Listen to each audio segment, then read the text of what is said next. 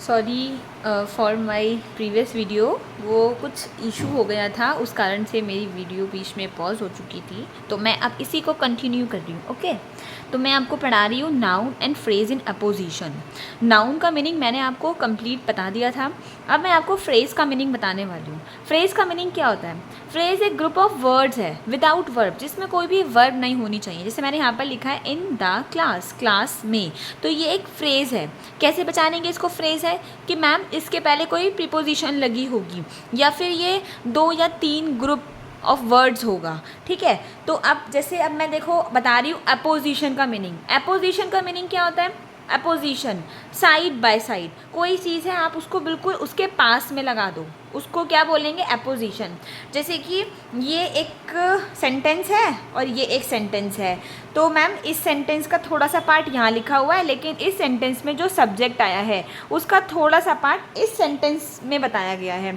तो मैं इस सेंटेंस का ना थोड़ा सा लिटिल बिट उठाकर और ये जो नाउन है इसके पास में लाकर रख दूंगी, तो ये मेरा क्या बन जाएगा? नाउन इन अपोजिशन या phrase in opposition. I think आपको क्लियर हो गया हो। अगर क्लियर नहीं हुआ है तो अभी देखो मेरे पास बहुत सारे सेंटेंसेस हैं, ये इनसे आपको 101% गारंटेड है आपको क्लियर हो ही जाएगा। आप बस क्या करेंगे, आप अपनी नोटबुक निकालें, उसमें सेंटेंस को राइट अभी नहीं करना, अभी जस्ट आप सिर्फ नोटबुक निकालो, अपनी उस पर लिखो जो मैंने आपको जस्ट बताया है। वीडियो को पॉज करके आप लिख सकते हैं। आप देखो यहाँ पर, Sachin is our captain, he scored 61 runs. इस सेंटेंस में पहली बात तो हमें सिंपल सेंटेंस को बनाना है, तो हमारे पास 2 सेंटेंस होने चाहिए या फिर 2 से ज़्यादा सेंटेंस भी हो सकते हैं। हम उन दोनों सेंटेंस को कंबाइन करके अभी एक सिंपल सेंटेंस बनाना सीख रहे हैं। किसकी हेल्प से बनाना सीख रहे हैं? By using noun and phrase in opposition की हेल्प से हम एक सिंपल सेंटेंस बनाएंगे।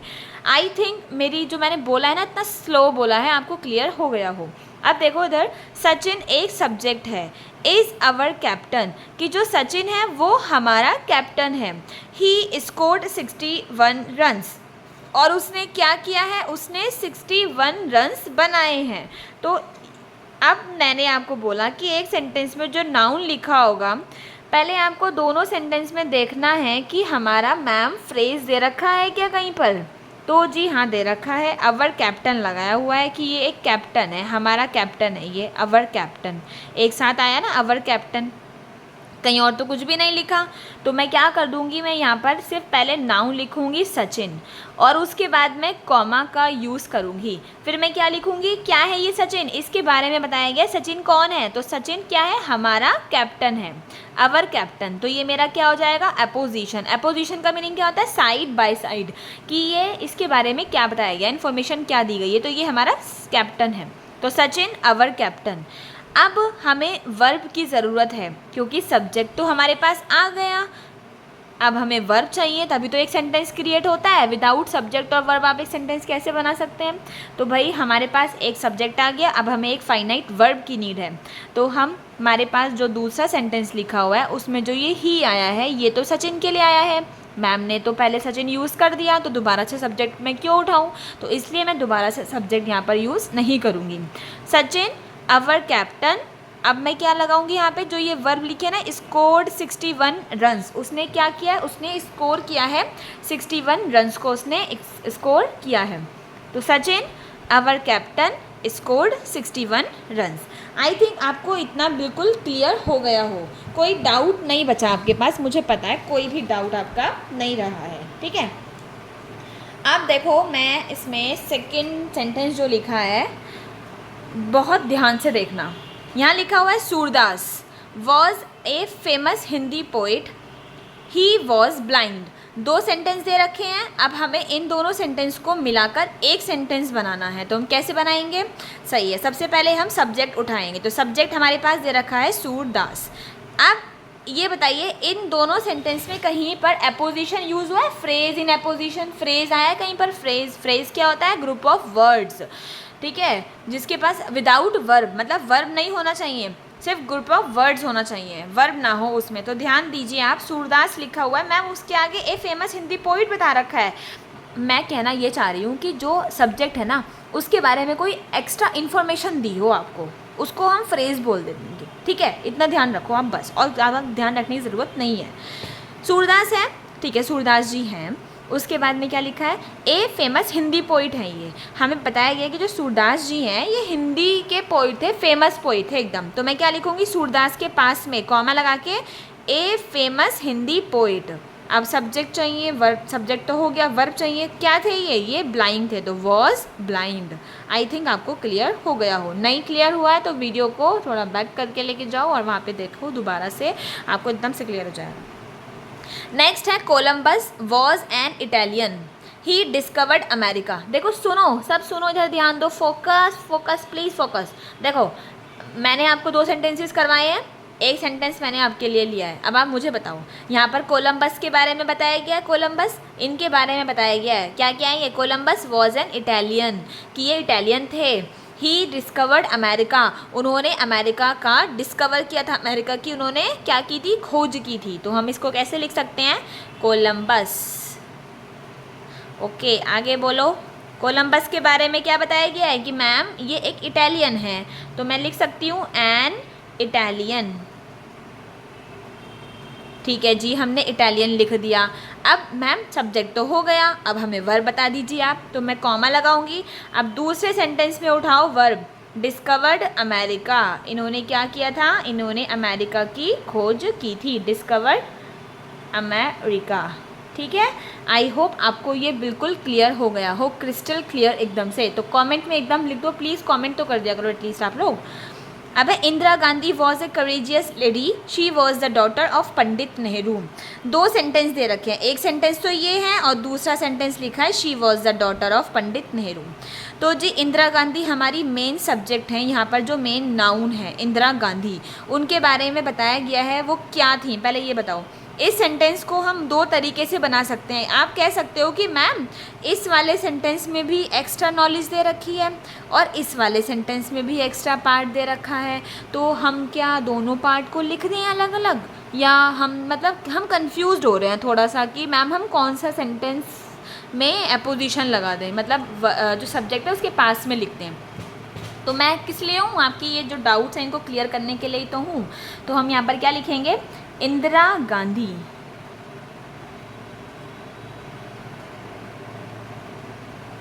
इंदिरा गांधी लिख दिया हमने, ओके लिख दिया। ये क्या है, ए करेजियस लेडी, कॉमा लगाओ, ए करेजियस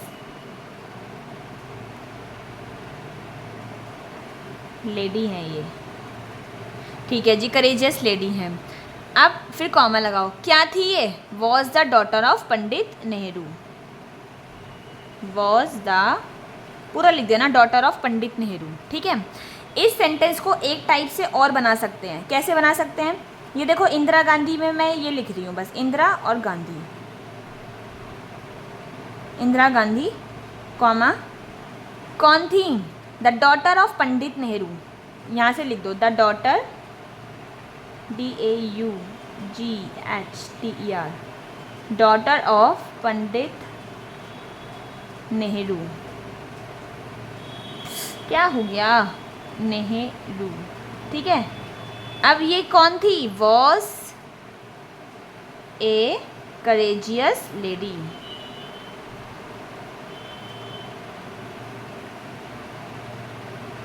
सही है, मैंने दोनों साइड से बना दिया। एक बार तो मैंने इस करेजियस लेडी को इंदिरा गांधी के पास लिखा है, और एक बार मैंने the daughter of Pandit Nehru को इंदिरा गांधी के पास लिखा है, और बाद में मैंने सेंटेंस में वर्ब लगाई है। ध्यान रखना, आपके सिंपल सेंटेंस का एक ये बोला जाता है कि एक ही सब्जेक्ट होना चाहिए और एक ही फाइनाइट वर्ब होनी चाहिए। अब आप इधर देखो, यहाँ लिखा है राणा प्रताप, ये आपके लिए है, अपनी कॉपी में आप करेंगे। Rana Pratap was the king of Mewar, he was a brave warrior. तो कैसे बनाएंगे, राणा प्रताप कॉमा लगाएंगे, 2 तरीके से बनाना, जैसे ये वाला बनवाया है, द किंग ऑफ मेवाड़, फिर कॉमा लगाएंगे, वॉज ए ब्रेव वॉरियर।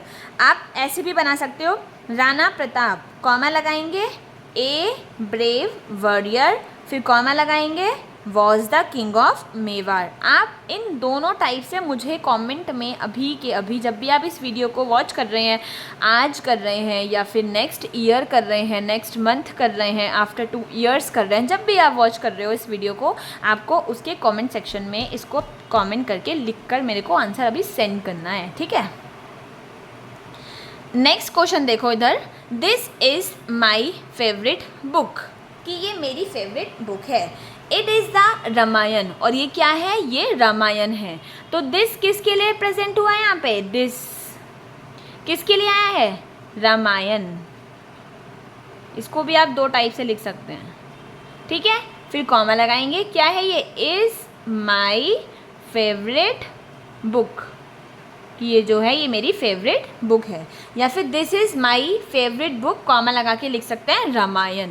आप इस रामायण को दिस के बाद भी लगा सकते हो और आप लास्ट में भी यूज़ कर सकते हो, ठीक है जी।